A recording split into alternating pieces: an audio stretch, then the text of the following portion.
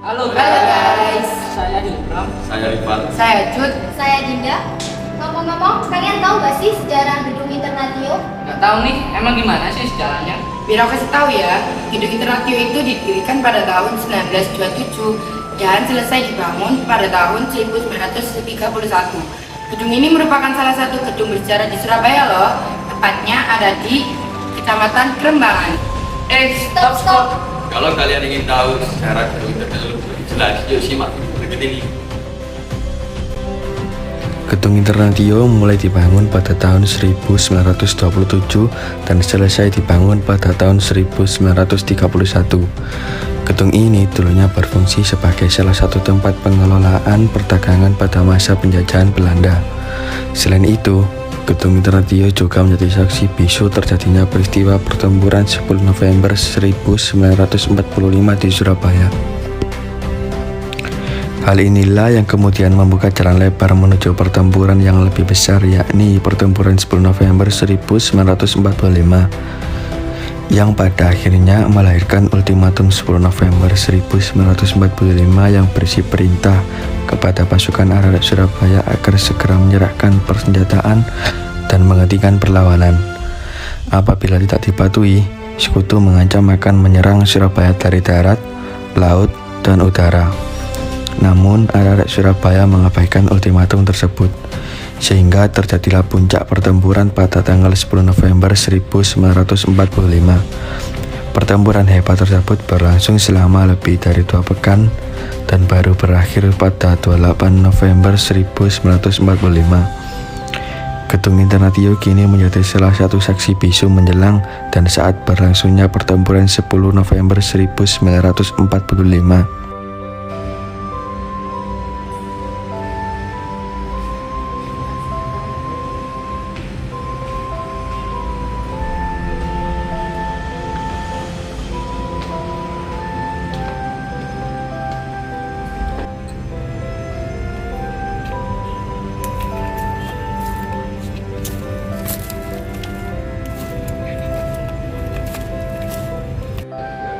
Setelah Jepang menyerah dan Perang Dunia II selesai, pasukan sekutu yang diwakili oleh militer Inggris tiba di Surabaya pada 25 Oktober 1945.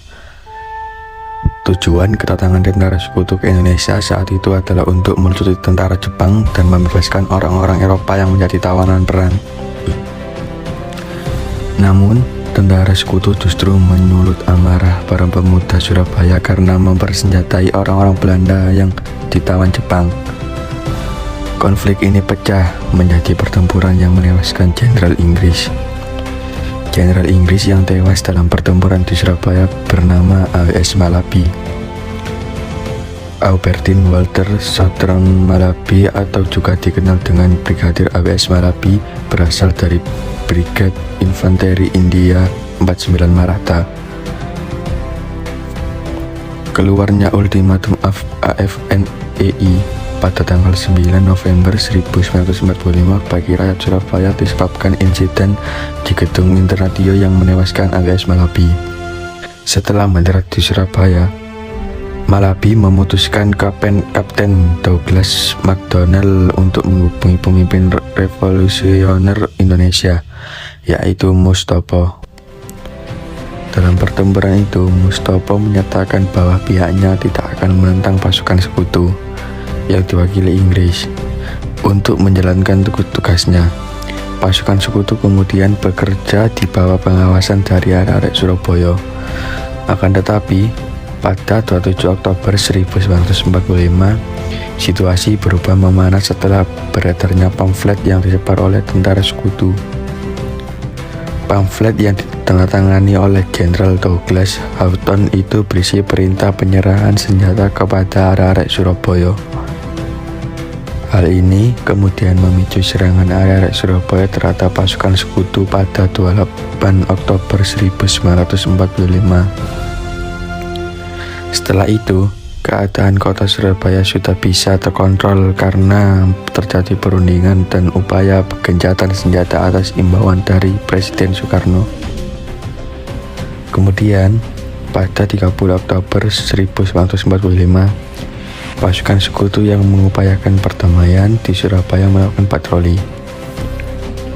Ketika patroli sedang berlangsung, terjadi insiden yang menyebabkan Brigadir Malabi tewas dalam sebuah serangan. Penyebab kematian AWS Malabi adalah ia ditembak oleh pejuang yang diperkirakan bernama Harun di depan gedung Internatio Surabaya.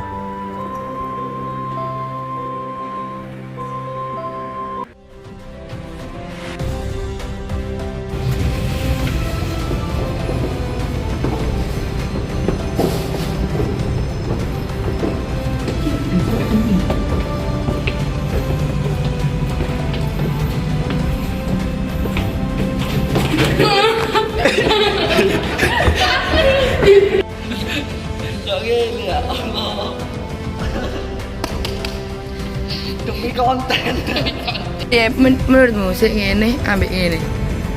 Tapi iki lho ono CMP ini. Oh iya sih kelompok lain ono. Peteng Rik. Lho Rik iki wis mulai ya Rik. Hah? Iki. Tadi. Ya wis ono. Sih, lho